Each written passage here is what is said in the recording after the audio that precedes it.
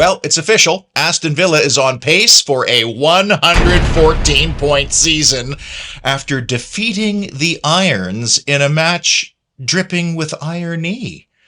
Coming up on the first Holy Trinity show episode of the new campaign from my very primitive vacation headquarters here. The what's, the whys, the hows, the top performers, a scandalous refereeing decision, a new sponsor as Aston Villa wins for the first time ever at the London Stadium, and it was the first opening day away victory in the Premier League since the Rudy Gestede header at Bournemouth in 2014-15. So let's get into it. West Ham United 1, Aston Villa 2.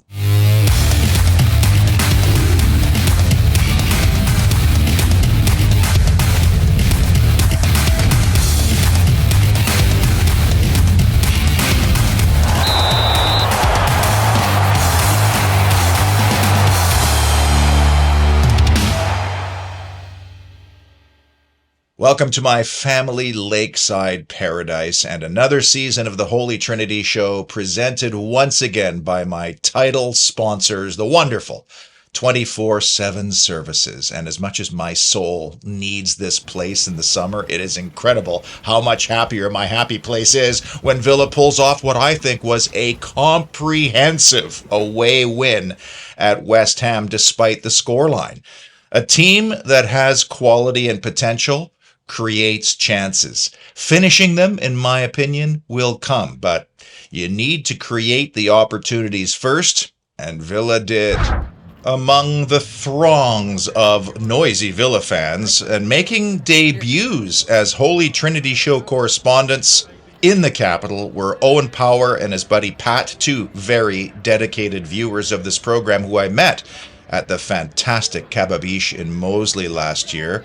These are two of Samir's soldiers as I officially welcome you to the Holy Trinity Show, where I attempt to identify the three key moments or issues that defined West Ham 1, Villa 2. I'm going to begin, as I normally do, with the match numbers, and I've stuck with the important ones because I think they tell the best story of the game, but I'm adding accurate long balls to the mix as a weekly because we rely on switching play a whole lot. The special stat from Saturday is ground duels 1, which was incredible and, in my opinion, reflective of Amadou Onana's influence on this game. I'll talk about our big summer signing later, but we didn't get into as many quality goal-scoring areas as the host, which is the XG, but they missed 3 of their 4 big chances. Everything else quite even in this game, which came down to a moment of fantastic quality.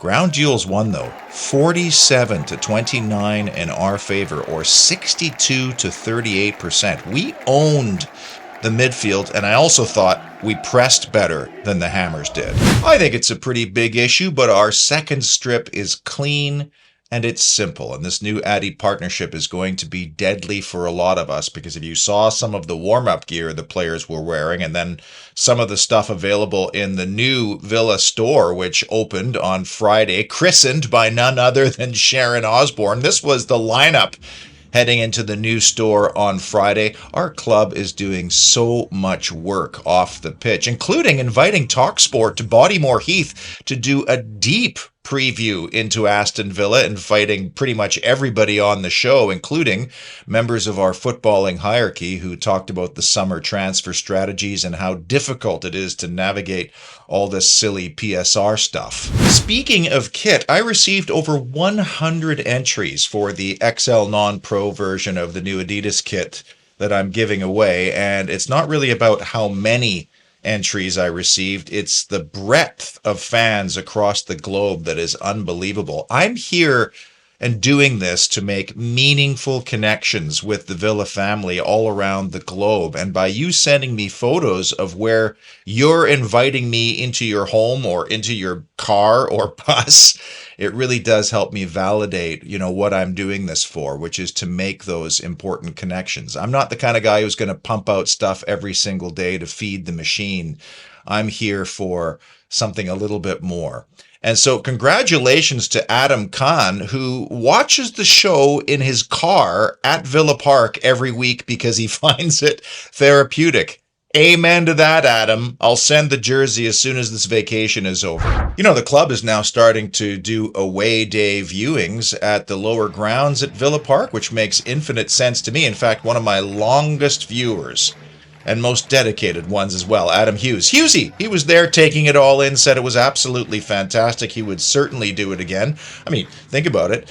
You go and you do some shopping at the new Villa store, then you come watch the away day, maybe enjoy some of the hospitality. I think this is going to catch on and be just another revenue stream for us. And isn't it nice that we could reward those fans taking it all in with an opening day victory, something we have not achieved since beating Sheffield United 1-0 in that second lockdown season. And when you get a season off to a winning start, what does it do? It just builds up the hype and the anticipation for the next week, which in our case just so happens to be an early season statement game. Significant issue in my mind was the 1v1 battle between Mohamed Kudus and Matty Cash.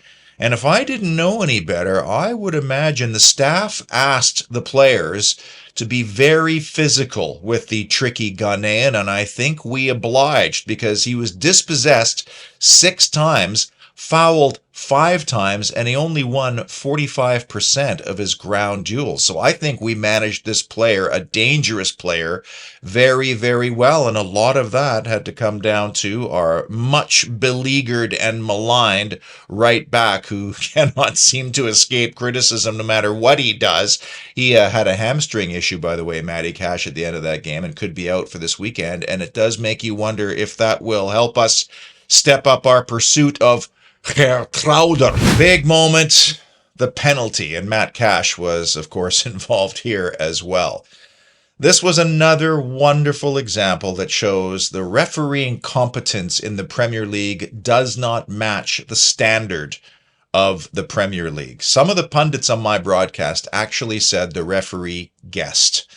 Tony Harrington was the man in the middle, and he pointed immediately to the spot, like without any hesitation, as Thomas Suchik tumbled to the ground. Wouldn't be the last time the big Czech would try to bamboozle the referee either. Apparently this year, the Premier League's annual change in directives includes less intervention from VAR, which is basically affirming and admitting that last year was an exercise in failure and futility.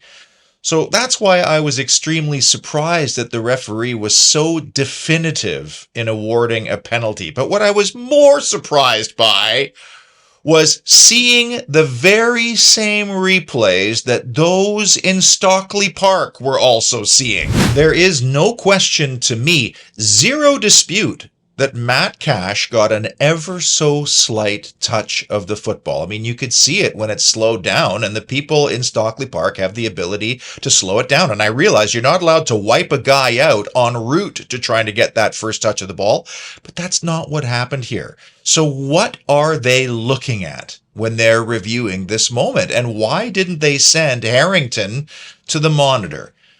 So if we're saying now that that's a penalty, we're going backwards. And once again, it's a scandalous decision made by Premier League officials that somebody's going to have to come and apologize for or explain away. Perhaps we need to keep track of how many times this season Howard Webb has to come on and apologize for a refereeing blunder. And what irritates me is that is a really big decision at a sensitive time in the game, the later stages of the first half, that could have affected the outcome of the game, and somehow the referee and the video assistant referees still managed to cock it up. Every single pundit on my feed agreed. By virtue of Matt Cash getting a touch of the football first, it should not have been a penalty.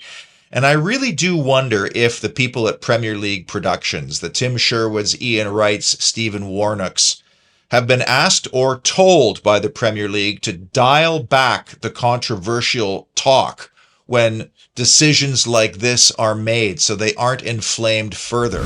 Big issue for me, but West Ham United did not fully commit to the press. I don't know why, don't really care either, but man, was it easy for us to play out of the back and then navigate through the middle of the park. And for guys like Ezri Konsa and Pau Torres and even Emi Martinez, man, they might as well have been puffing on a Cohiba and swirling a fine Remy Martin cognac in a snifter, because we barely broke a sweat in our game plan, and there's no way it's going to be that easy during the next 37 Premier League games. Big issue number 3, Belgian brilliance. Obviously, Douglas Luiz's departure this summer created a lot of angst within our fan base, and when they saw the roster on Saturday and didn't see either Illing Jr. or Barrenechea, many of them wondered, well, what a terrible piece of business that was. And I've said on this show before that Douglas Luiz is exactly what Juventus needs right now, and he is going to thrive on that team and in that league. And yes, he was an important player for us. But what Unai Emery needed this summer and what he was willing to address was better balance within our team. Amadou Onana is not and never was designed to be a direct replacement for Douglas Luiz. He represents something we have never had in this squad, an absolute monstrous beast of a presence. We saw immediately how that stature was going to impact this team. And as much as the physical stuff was eye-popping, what surprised me was the tidiness on the football he displayed in this game, because he completed 30 of 31 passes. He tried 2 long balls, was accurate on both of them. He won 6 of 8 ground duels. That's on the defensive side. He recovered the ball twice, and he had 6 interceptions, and that's on top of all the defensive clearances he made. Oh, and there was this little issue of, scoring a goal just 4 minutes into his Aston Villa career. He's scored 5 goals in the Premier League all time, all of them with his head, and something tells me he's going to get more. And just as an aside, I was shocked to hear Professor Unai say that Boubacar Kamara could be back in training next month. But then again, if you're Boubacar Kamara and you just watched that performance by Onana, you're probably thinking, I need to get back because I don't think I'm taking that guy's place.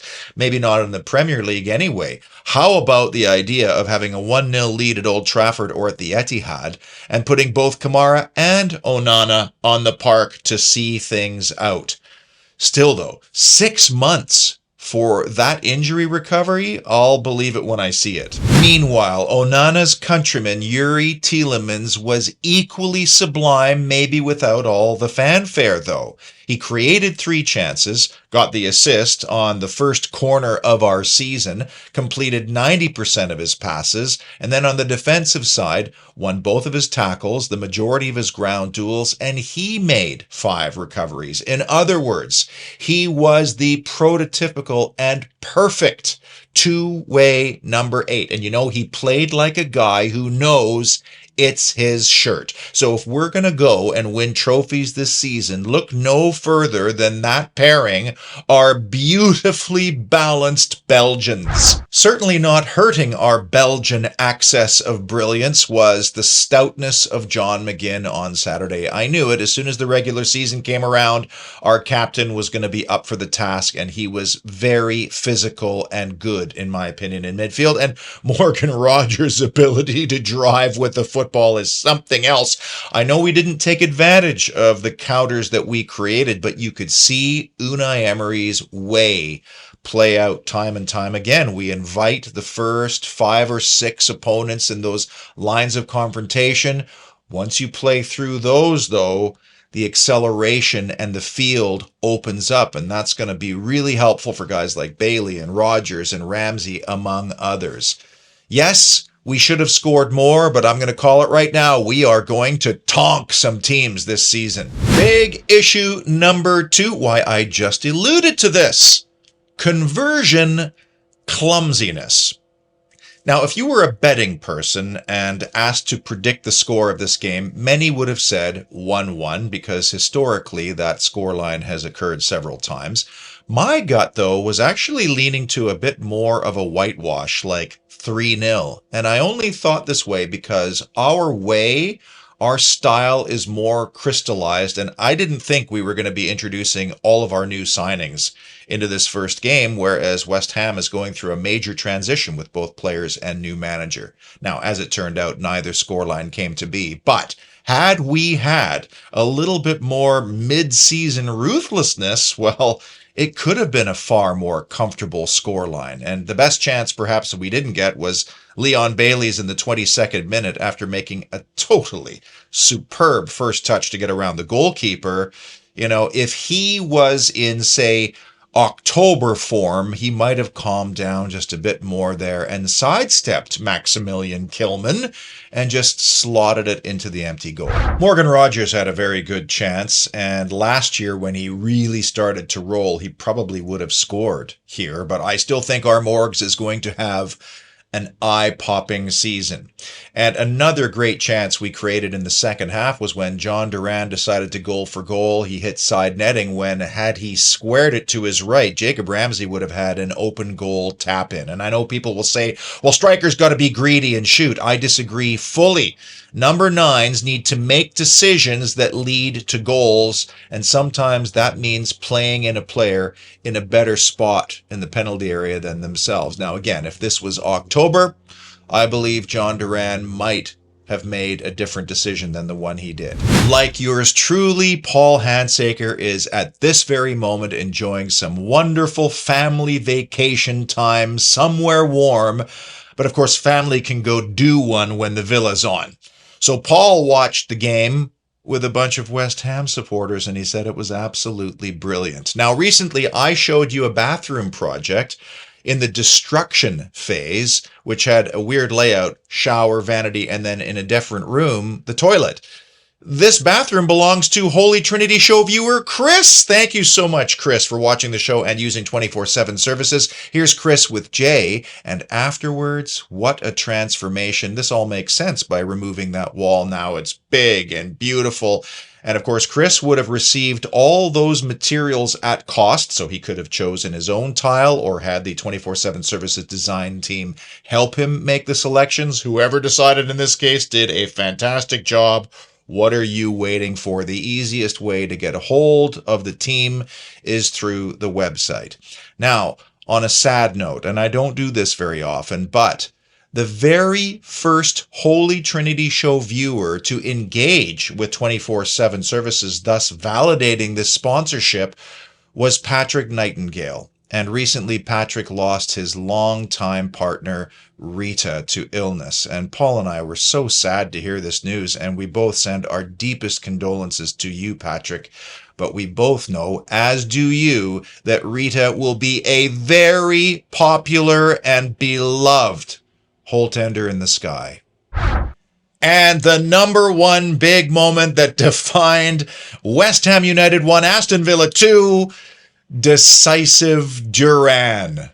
Oh, these kinds of moments. This is why football is really just a reflection of life. Its narratives, its storylines, its plot twists, its second chances. It's dripping with irony.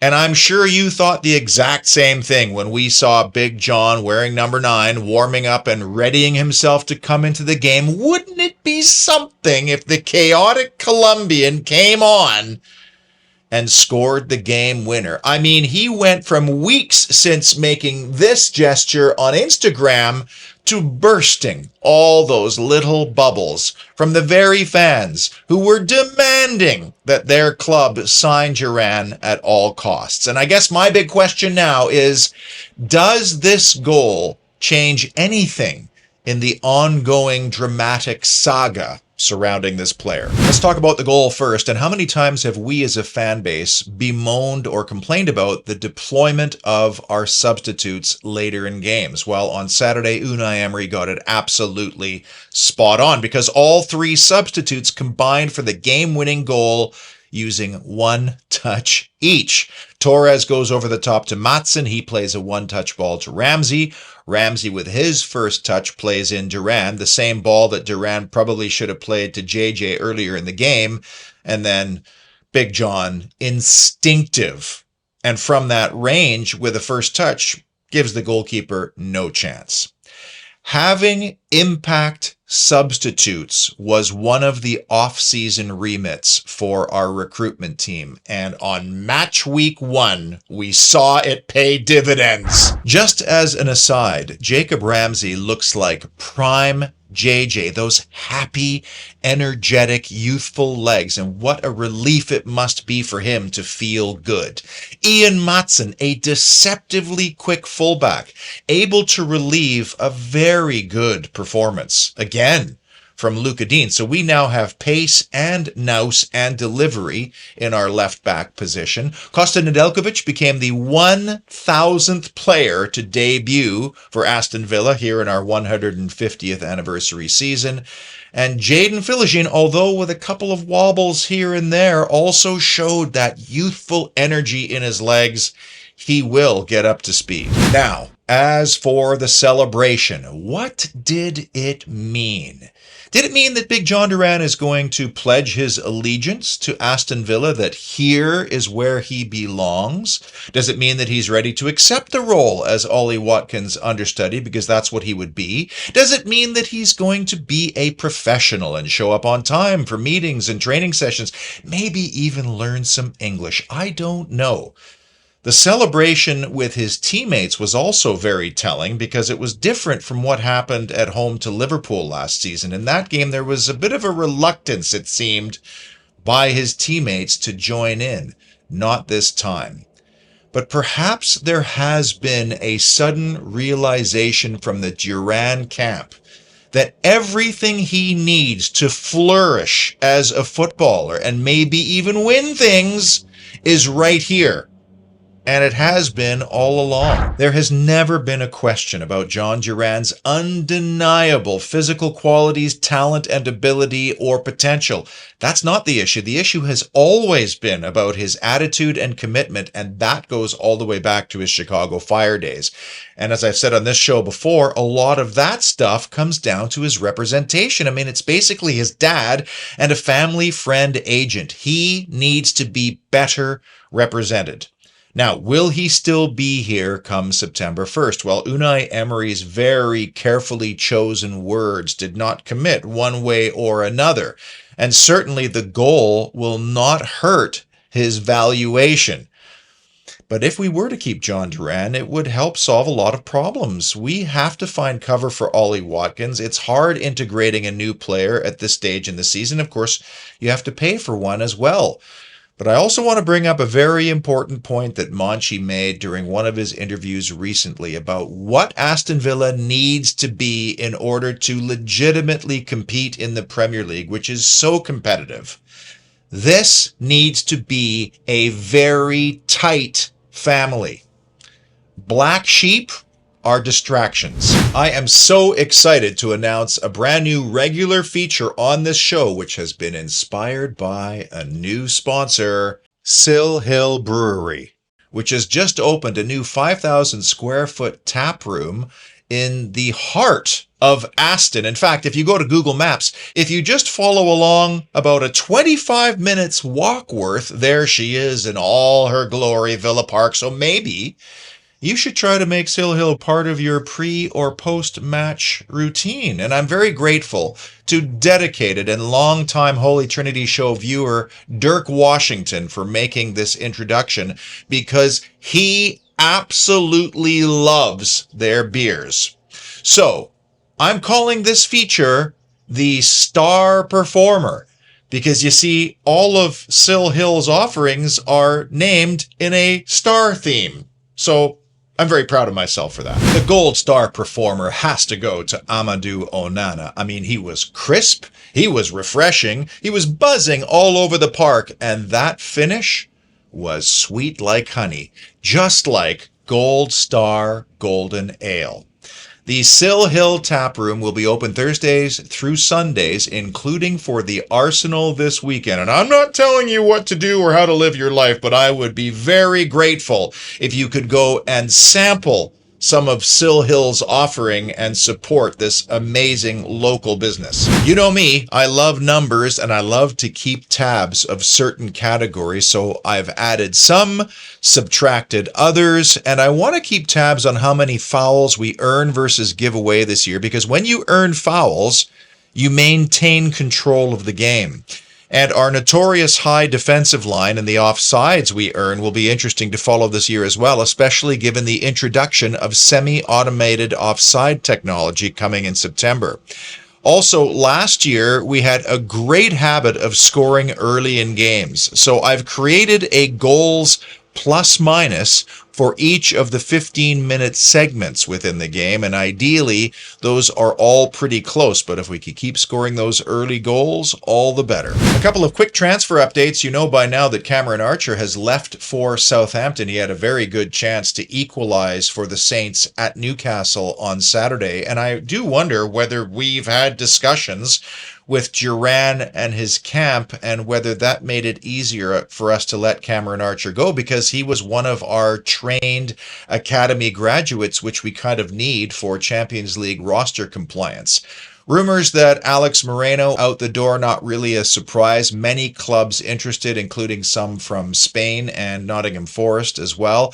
And there's still ambiguity surrounding Leander Dendoncker and Diego Carlos. The latter was included in the squad at West Ham on Saturday, but certainly ones to watch before September 1st. Meanwhile, we've either secured or are very close to securing some more very high potential young talent, including Kane Taylor, who's a big Brummy lad, midfielder, but can play many positions and has been in Man City's youth system. We have confirmed the signing of Sunderland's 17-year-old striker Mason Kocher, and supposedly we're very close to capturing another very highly sought-after defender, 19-year-old Yeimar Mosquera from Colombia, who is allegedly going to join Real Union on loan. So we are restocking the high-potential pantry in Villa's system. Now, a big test awaits. Arsenal for the Villa Park home opener. And they beat Wolves 2-0 on opening day. I watched a little bit of that game. Interesting that in the first 2 weeks of the season, Unai Emery has come up against two fellow Basque managers. Funny how that worked. Now, our mastery over Arteta's Gunners not only helped us secure Champions League football, but arguably it destroyed their title hopes. And what changes this weekend should be made if Matty Cash can't go? Will Ezri Konsa play it right back? Do we risk bringing in Diego Carlos to central defense, given his situation, even though he was immense in both games against Arsenal last season? It seems to me as though Arsenal did more tinkering in this offseason rather than a complete overhaul. They've brought in central defender Riccardo Calafiori from Bologna, and there has been strong links to Real Sociedad's midfielder Mikel Merino. And I suppose coming as close as Arsenal did again last season would lend the recruitment to be a bit more stable. But if there is to be a winner on Saturday, that team is going to get off to a flyer, and I absolutely think we have a good shot at it given the games at Villa Park, although sometimes home openers can be emotion-fueled, and the crowd emotion and the adrenaline can make you at times perhaps make decisions that are contrary to what the boss has asked for. I am very much looking forward to getting back to the parlor next week, because as I've been recording this show, I've had to deal with rain and wind and boaters. I've never in my life had this many float planes take off and land over a 2-hour period. It's been incredible. And the great thing about winning on opening day, it just makes what was already going to be a huge game even bigger. And if we can take it, oh my goodness, what a start to the season it will be. Until Saturday, or any other really big news, be well. And as always, up the mighty Villa!